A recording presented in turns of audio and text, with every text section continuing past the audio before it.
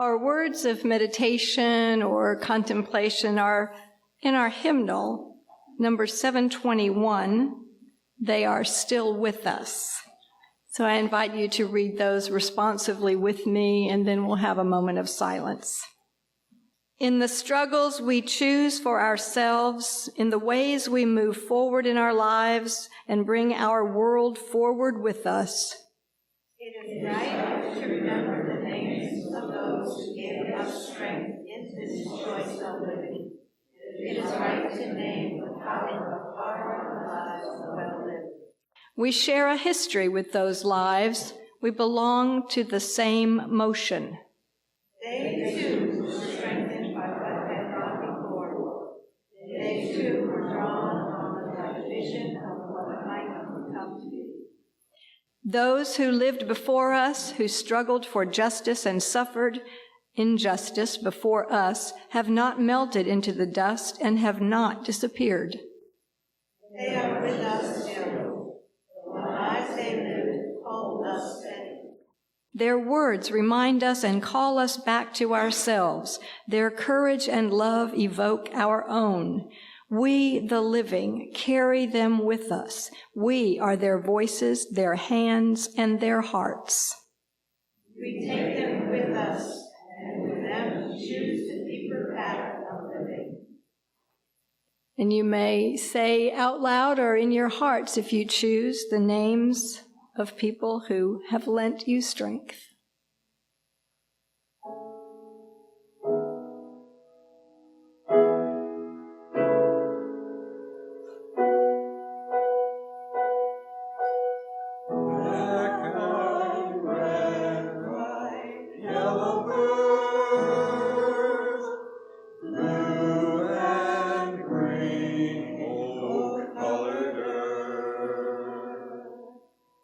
Sister,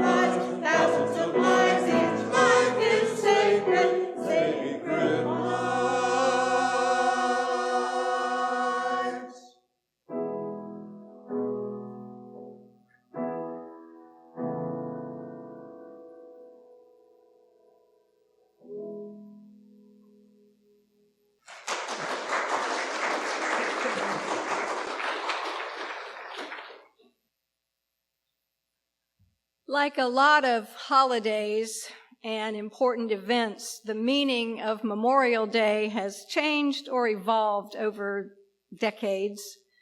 From TV and radio, you might mostly pick up that it signifies the beginning of summer or a great weekend to buy a new mattress.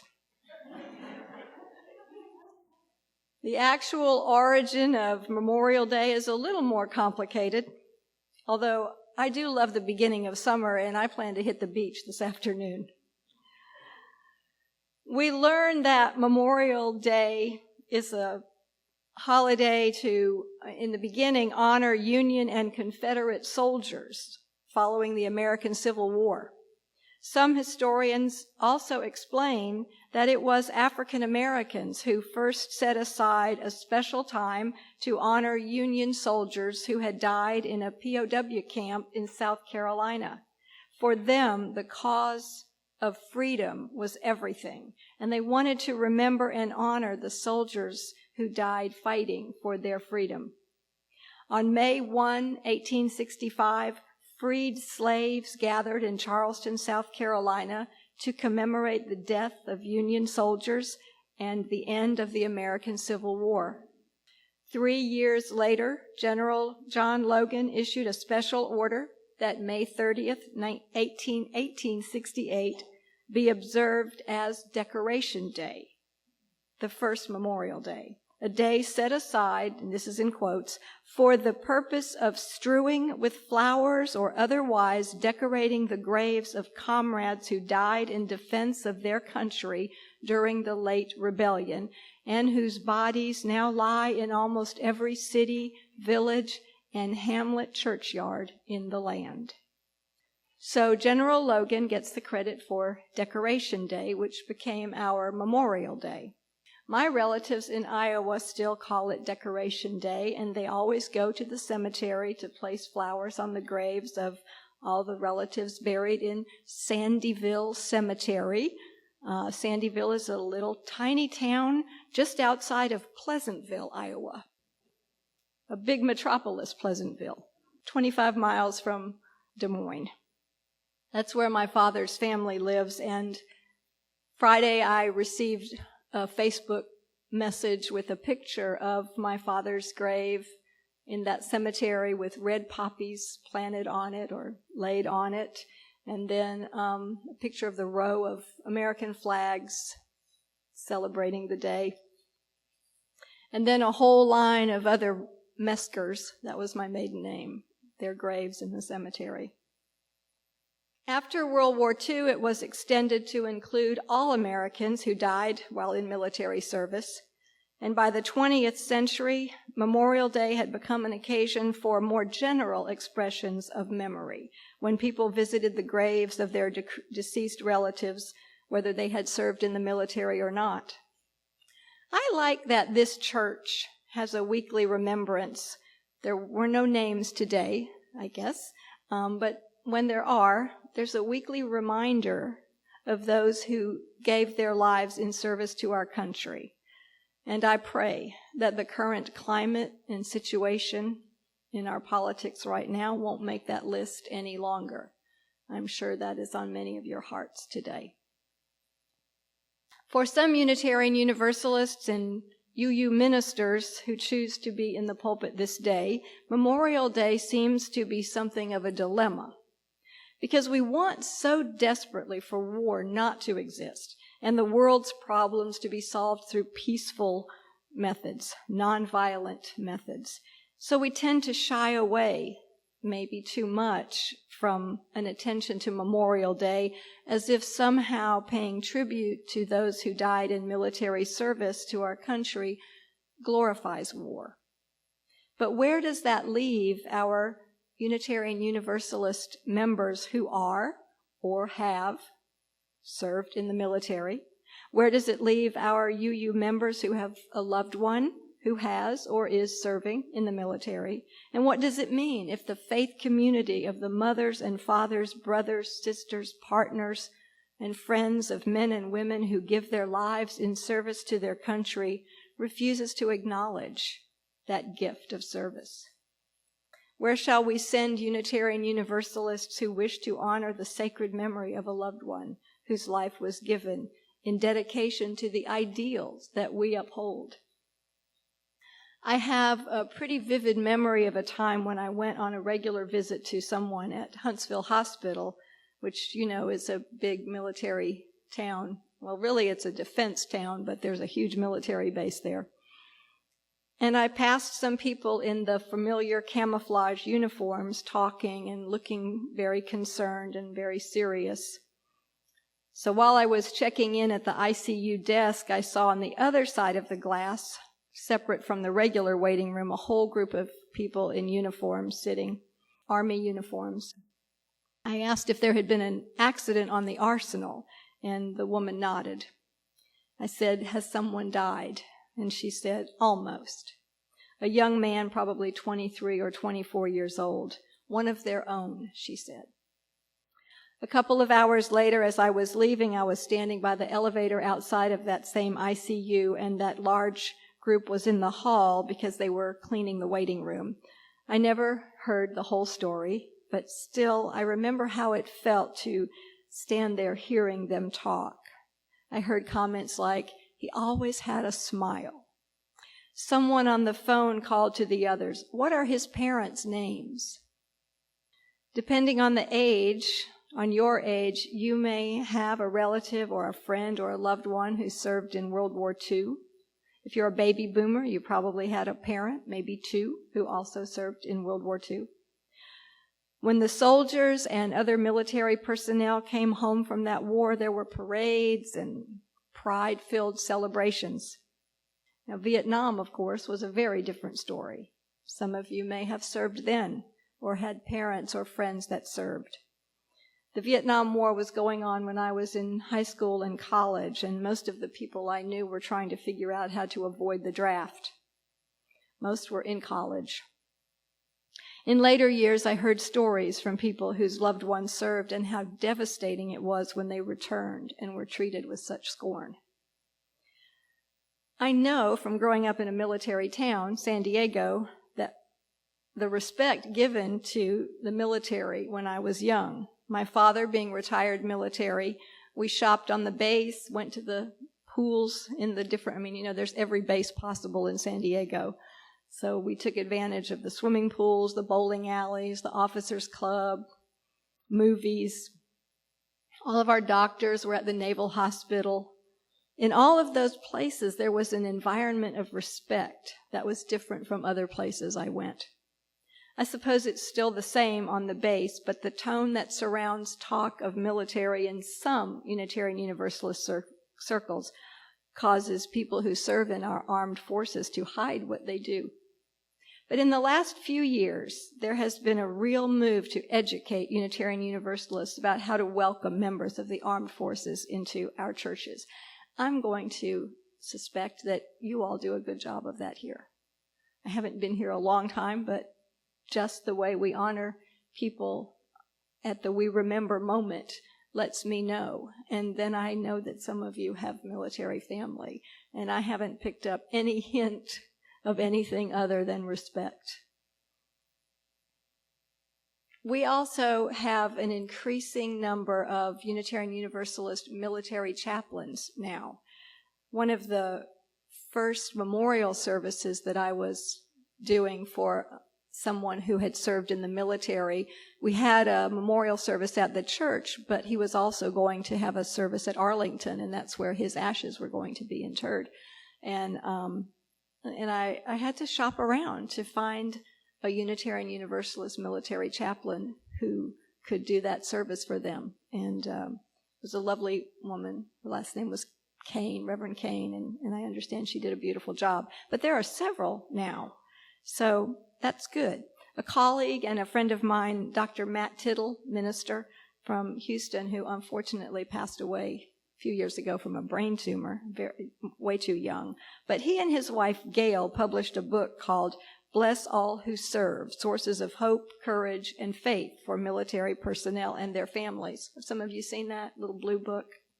It's a book of meditations and readings to be of comfort to those who are serving far away. and it was sent free of charge to all Unitarian Universalists in the military.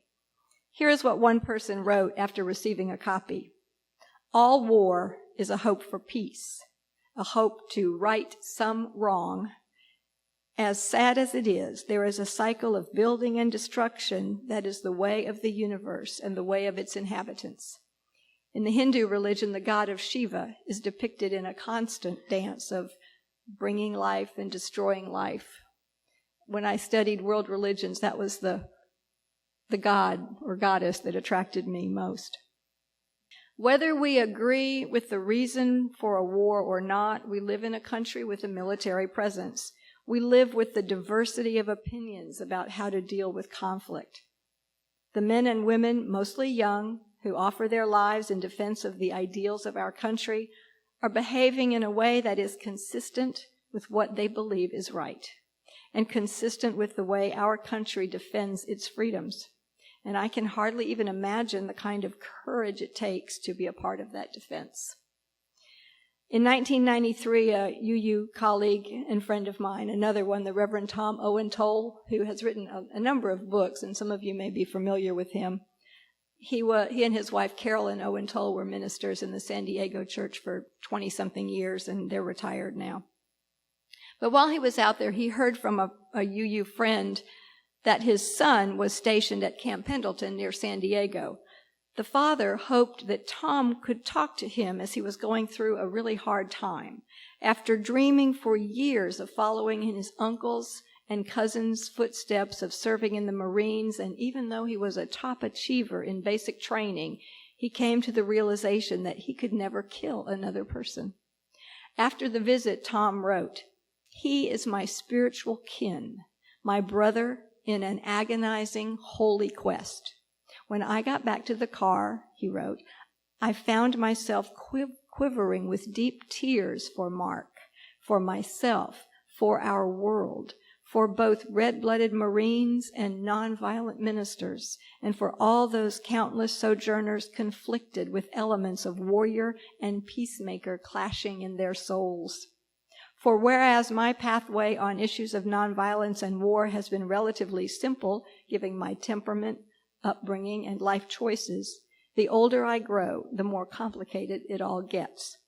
And I am ever reminded of the wisdom of the hard-nosed pacifist A.J. Must, who wrote in 1965 that those who go into war having seriously thought their way to a decision are on a higher moral level than the smug pacifists who have no notion of the ambiguities and contradictions the decision involves." It is never simple, is it? Tom concluded. When the soul writhes in torment, be we 19 years old in the Marines or 51 years of age in the ministry. Even Gandhi said, "Cowardice is the least attractive alternative of all. If we can't triumph by nonviolence, then we must choose coercion over cowardice to protect our cherished values." On this Memorial Day, we honor that courage, and we hold in our hearts all those whose lives have been taken, be it in war or training or an accident on the arsenal, because there are so many ways that people's lives are changed or lost in service to our country. So we hold them in our hearts, and we continue with the struggle. And we also face the days ahead, I'm sure, with a great deal of anxiety, and pray for peace. Thank you. And I invite you to rise, whether it be in body or in spirit, as we sing our closing hymn, number 318, "We Would Be One."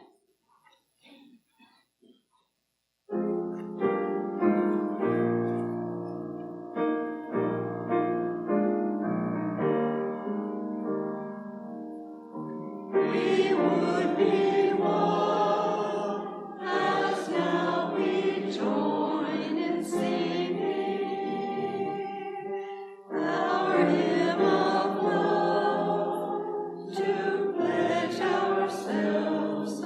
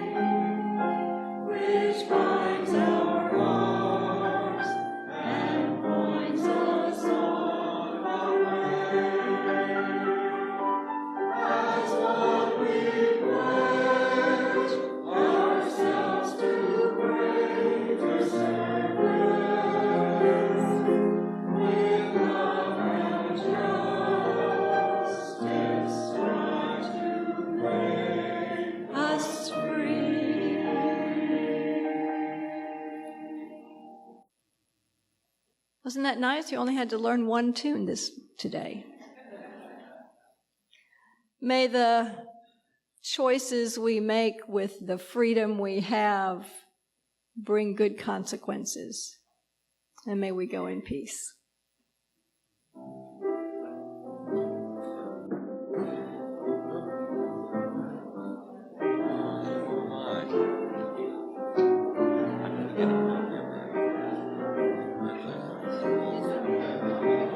Good stuff.